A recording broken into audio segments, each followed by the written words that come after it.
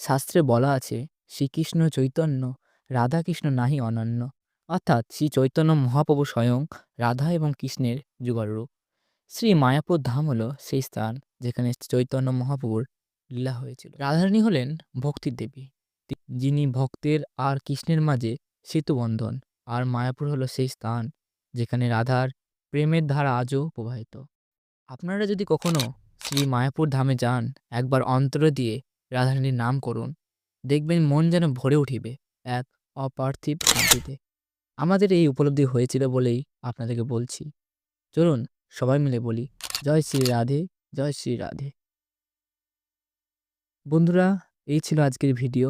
ভালো লাগলে অবশ্যই লাইক, কমেন্ট আর সাবস্ক্রাইব করবেন। পরের পর্বে আবার ফিরব ভক্তিময় আর এক নতুন আলোচনায়। ততক্ষণ পর্যন্ত হরি বল।